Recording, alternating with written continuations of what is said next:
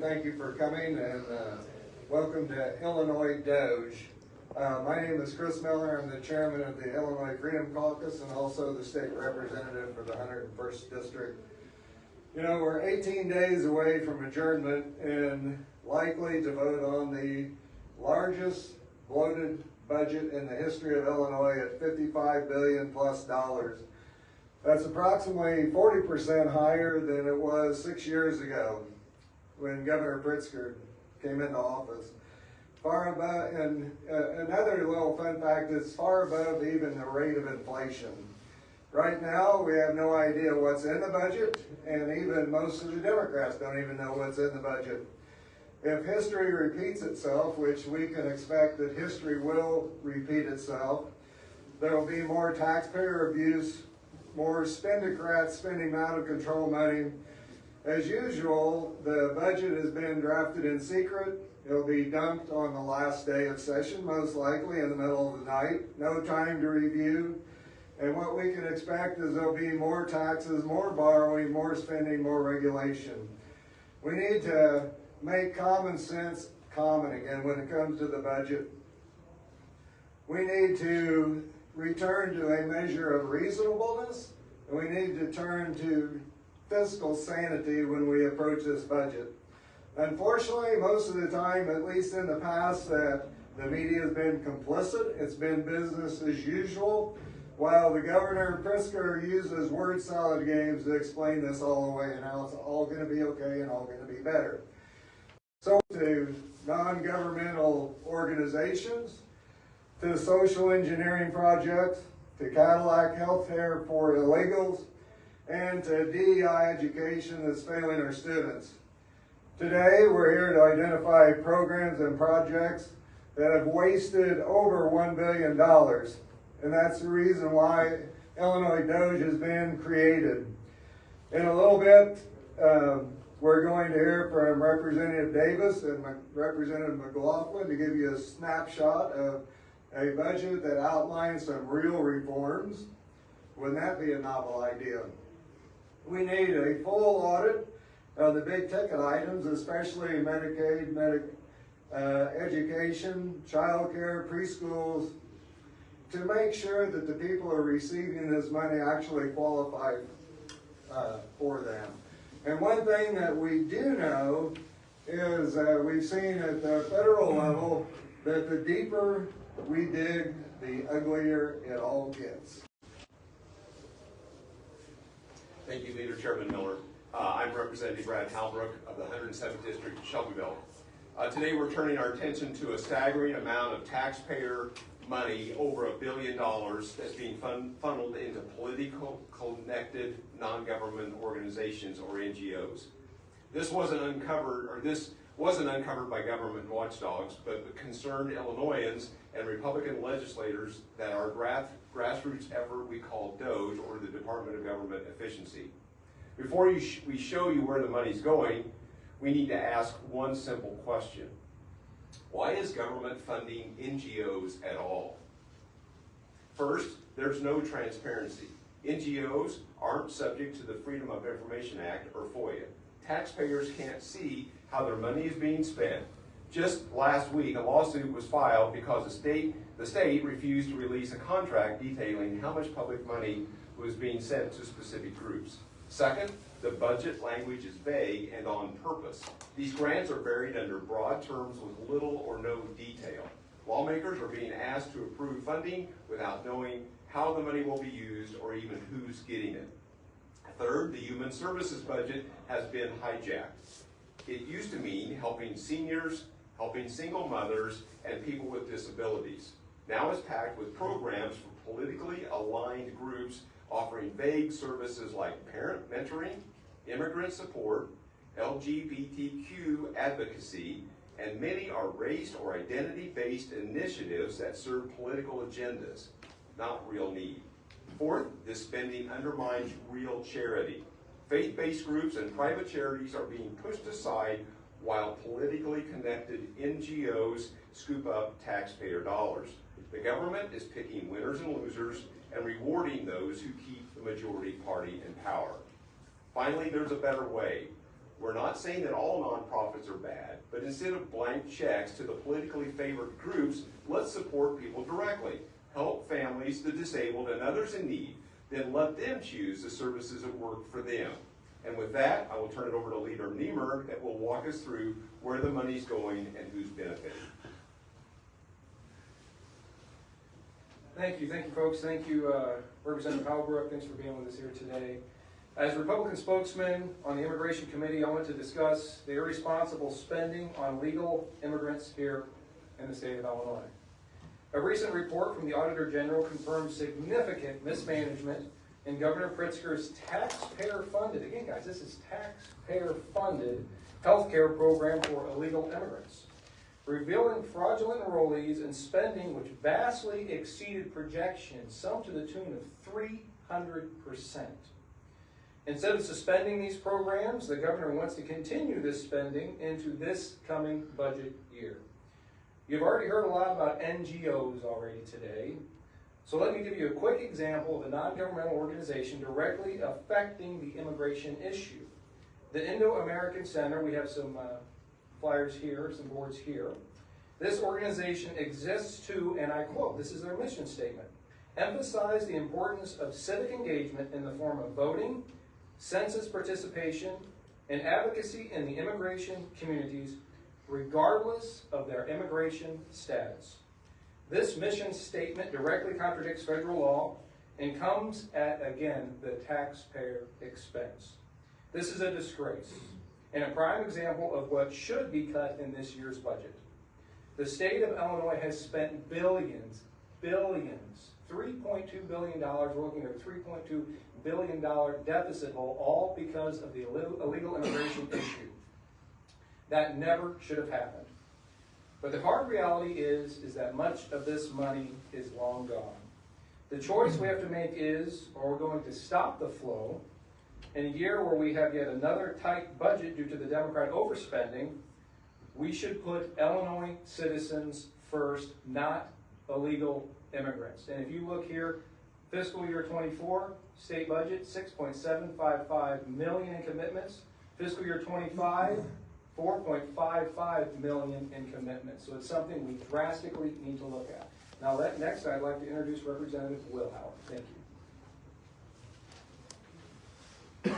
Thank you, guys. State Representative Blaine Willer. I just want you guys to look at this stuff. Look at this stuff and listen to these guys. Listen to all this going on and all that money being spent, and sit here and tell me that Illinois has a revenue problem. Clearly doesn't. We don't have a money problem. We've got a focus problem. We've got a priorities problem. We got too many heads in the trough that care more about their own little programs than they do the working folks in this state they're just doing their best to try to get by. I came in here in 2019. And J.B. Pritzker did at the same time. And J.B. Pritzker has increased spending by, I think, $17 billion, which, like Representative Miller says, about 40%.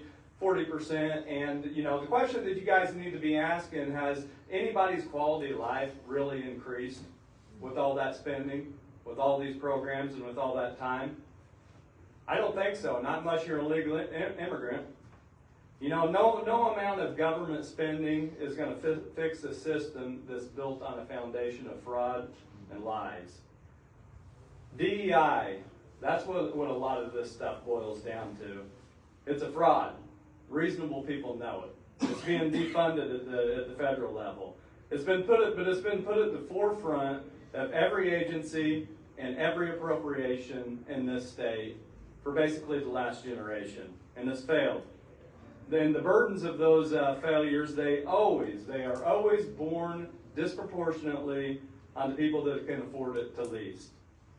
And that bears out in Illinois. Illinois is focused more on DEI than anyone in America, and the result is that Wallet Hub just came out and said that we're ranked dead last in the country when it comes to racial equity. But when DEI and equity, when they're the end goal, the first casualty is always going to be excellence. That's just the way it works. Look at our education system. I'm the minority spokesperson on K through 12 appropriations. We're spending more money than ever in our education, and our proficiencies are in an absolute crisis. 80 schools in this state where 0 kids, not a single kid, is proficient in math. 24 schools in this state where not a single kid, not one single kid, is proficient in reading. 30% literacy rate statewide. That's a systemic failure, and no amount of money is going to fix it. But you know, there are other states out here that are ditching the DEI. They're getting back to the basics. They're focusing on science of reading.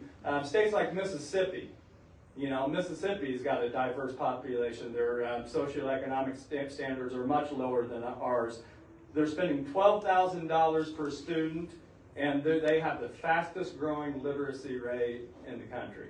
Illinois is spending $22,000 per student. That's a big difference, guys. So, you know, as we get to the budget, you know, in the next couple weeks, I think the one thing that we can implore J.B. Pritzker to do is cut the fat. But when you get so bloated, it's not easy. But the time for easy answers was a long time ago. I want to introduce State Representative Martin McLaughlin. Thank you. So I'm going to, Jed Davis. So Jed Davis and I have been working on an alternative budget. I'll let Jed start and I'll wrap up. So Jed, go ahead. Perfect. It's very easy to sit and complain kind of about the state of Illinois, which is why I'm grateful for the representatives that stand behind me and the work that has been put into the boards and all the information that you've seen to date. I've been working diligently as well, kind of in my office burning the midnight oil, and tomorrow plan to release a proposed budget. I think there's a clear path down to $44 billion that is not painstaking to the people of Illinois, and also putting $1,500 back into the pockets of working families. Again, we do not have a revenue problem. We have a priority problem. And man, this money isn't ours, it's yours, it's the people's. So it's time to put it back into their pockets and live by a simple principle, which is spend less and live better. Thank you. So I'm State Representative Martin McLaughlin, a little bit north of my friends here behind me. I've got Cook County, Kane County, Lake, and McHenry. What I've witnessed here in the past 5 years as a small business owner is the level of money malfeasance that we're looking at here and describe. It boggles the mind. The type of excuses in accounting that are used down here would put any private sector CFO or accountant in prison. We're once again discussing where we're going to get the last minute billions of dollars of, and I love this, revenue enhancements, or as I call it, demsplaining for tax increases. It's a lot like mansplaining, but only worse for everyone. Big secret, guys, the budget hasn't been balanced for years. I wish the media would understand the difference between spending and balanced. If the governor next year decided to spend $100 billion and taxed us for that, guess what, guys? That would be in his term balance. But what's really been going on is increases in spending, as my colleagues have been talking about, so far out of whack that we've got a real problem in Illinois, and it's called out-migration. And the real problem is the Democrats down here and the governor doesn't understand you know, what our government job is to be. It's to get out of the way and let the private sector, let families, and let individuals live their lives. Instead, they try to get in at every level, and what you end up with are programs like this, where somebody's brother-in-law has got a P.O. box somewhere in Chicago, and they're making out like gangbusters. This is what Democrat majority is trying to protect. You know, the governor is big on identity politics in this state. I wish he'd stop identifying as the President of the United States and going to Mexico and all over Europe and start identifying for what he truly is. He's the governor of a failing state. We've been growing two things in Illinois. We've been growing government jobs and Mayflower and U-Haul's profits as we've sent people out of the state because we're not giving them a reason to stay. I'm very proud to have worked with Representative Davis on a budget, and to his point, there's anywhere between $5 and $10 billion that can be saved. They'll be screaming and yelling and crying. It'll be from these people and everyone that backs them. The taxpayers in the state are desperately crying for it, and I'm very proud to be up here today. And with that, we'll answer questions. Thank you. Looking at this list, and I've kind of gone through Illinois' checkbook and opened the books as well, looked at different nonprofits. Curious your thoughts on, you know, you point out the Hispanic Chamber of Commerce of Illinois. There's also a Mexican Chamber of Commerce. There's a Mexican-American museum that's free up in Chicago, but it gets hundreds of thousands of dollars, if not millions of dollars. That compared to, say, the American Lung Association, which I think gets like $2 million a year or so. that's a nonprofit as well? Is it just going after all nonprofits, or is it kind of picking and choosing which ones are appropriate and which ones are not? Well, the first thing is that Representative Miller mentioned, how do you audit these non-for-profits when they're not bound by the same rules and regulations that state agencies are? It's hard enough to get the state agencies to cooperate when we ask for FOIA requests. I mean, there's the speed in this world, and frozen ketchup or flow molasses is where we get this stuff back from these government agencies. We need to have the ability to go into these agencies and have them respond, and the current structure doesn't allow us to. So although your question is great, we can't get information from the spending from these agencies in the way that we need to as legislators that oversee the spending of our tax dollars. Well, just to correct, it was 5.8 million the American Lung Association got last year, so I'm curious what they're going to get this year. To the budget proposal that Republicans put together, you said 44 billion. Where's that difference in $11 billion? What do you guys? Is it all of these not-for-profits? Is it? Yeah, no, it's a mixture of a lot of things. I mean, there's a lot of things in our budget. You go through the last 2 years, I mean, you're tens and tens and tens of thousands of line items to go through. So there is a lot of areas that you don't need to whack $5 billion from one thing, but you start whittling things down, a lot can add up. A little can add up to a lot real quick. And that whole document, I've got about a 30-page document that will drop tomorrow, and we'll answer all those questions. So I would say stay tuned for that. But are there certain state agencies that would have significant cuts in your budget proposal? Yeah. Again, I think there's ample opportunity to cut, and I would definitely recommend holding tight for tomorrow. It will all be in everyone's purview, and you'll be able to read every word you wish. While you guys were talking about migrant spending, I'm sure you were happy to hear during the governor's budget address that he was cutting a significant amount of that spending by getting that certain age group out of it. Of course, there is another portion that will receive funding in this budget, but what are your thoughts on cutting a significant amount of people out of that free healthcare service? Obviously, the Latino Caucus hopes to bring it back, but I mean, it seems like a done deal that it's not going to be in the budget this year. Are they Illinois citizens? Are they U.S. citizens? We've got people that are really struggling in this state. We have the highest property tax burden in the country. We have the highest state and local taxes. We need to prioritize our own people first. And really, J.B. Pritzker has a lot to thank Donald Trump for that. I mean, he's closed the border in the 5 months that he's been here. They're stemming the flow of illegal aliens into places like Chicago. So that's doing a lot of the work. But at the end of the day, we can talk about all these numbers and do all of this, but until we get away from the social engineering and start doing real engineering, start building things in this state, we're going to have trouble. And if we're going to do that, we got to fix a lot of systemic problems that we have that nobody wants to deal with around here. Like I said before, the easy answers were a long time ago. It's going to take tough people to come up here and right-size this stuff, because when you start talking about this stuff, when you start talking about defunding some of this nonsense and fixing our structural problems, you're going to get attacked by a lot of very powerful people that don't have the best interests of the Illinois citizens in mind, because they're profiting off of this stuff. So until we get into that, until we start tackling that, we're going to have these problems. And J.B. Pritzker is never going to tackle that. The Democrat majority is never going to tackle that. We need to do something different. Where do your colleagues outside the Freedom Caucus stand on your budget proposal? Have you talked to them about it? Some of the more moderate GOP members? Well, for the record, I am not a Freedom Caucus member. However, I appreciate what these gentlemen are doing. Oh, sorry. For the record, I am not a Freedom Caucus member, but I am a person that believes in controlling spending. So, to your point, I am one of those people. Just to make sure the record is clear. Where does your caucus leader stand, though? I have no idea. This list of NGOs, is that an incomplete list just to fit on the board, or is there more? Yes. So there's dramatically more. Okay. How this much? is How many? Almost $44 million. Yeah. And what is Well, that, we know there's at least $1 billion. We talked about that in the opening. There's at least $1 billion, and there could be more. But this is just a sampling. You can kind of pick out why they're there. Again, the question is, and I think this heat map is really, really important over here too, that shows where the bulk of these funds are going. Okay, and I know you're going to say, well, they're going into the large population centers, but The churches in my district are not getting any of these dollars. The non-for-profit, any other NGOs in my district are not getting these dollars. These dollars are going into certain districts across the state of Illinois.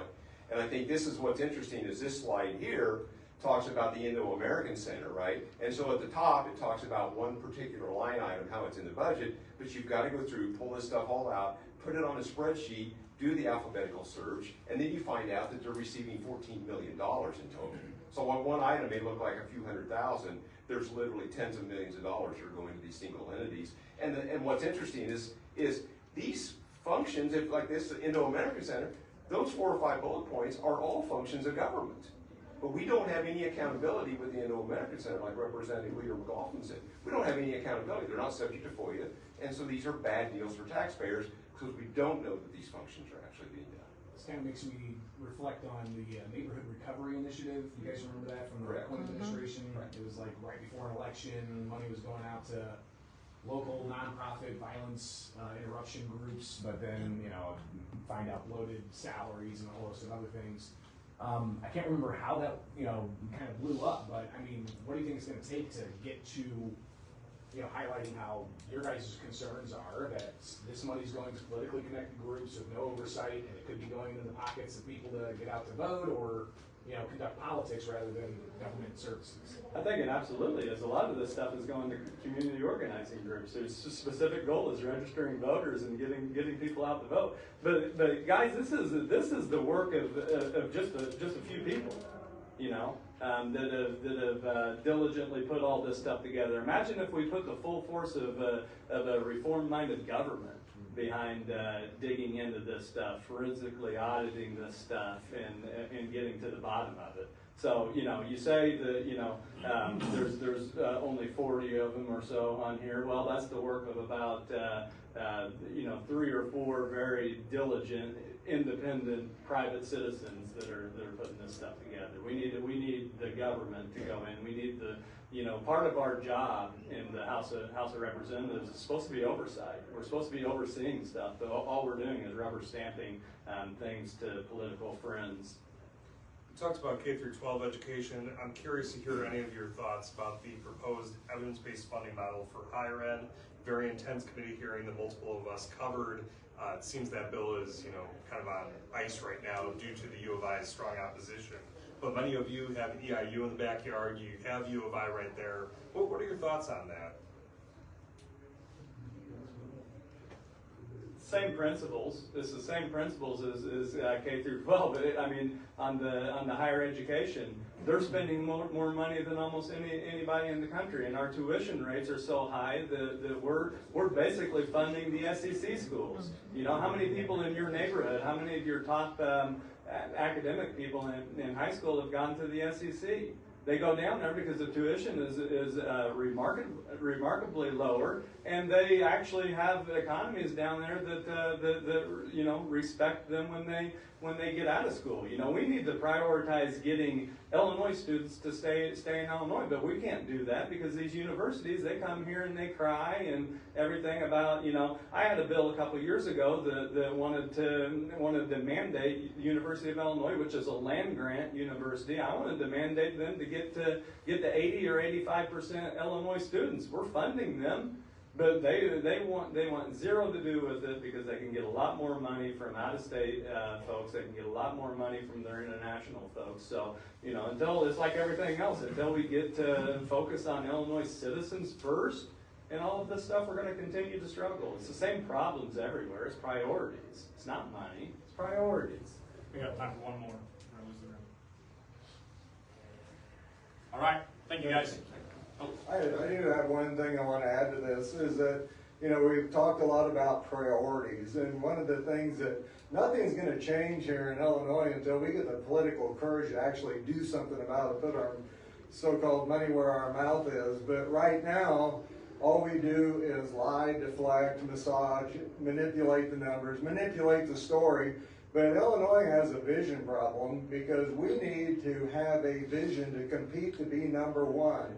We need to look at the drivers that are driving people out of our state to Tennessee, Texas, and Florida, and we need to adopt some of the same policies that they're adopting to bring people back to our state, to lower lower the tax rate, to lower the corporate tax rate, to make sure real estate taxes are reasonable, that all of our fees and services are reasonable in line with these other places that are stealing our citizens away from us because they're going to a place where there's more opportunity.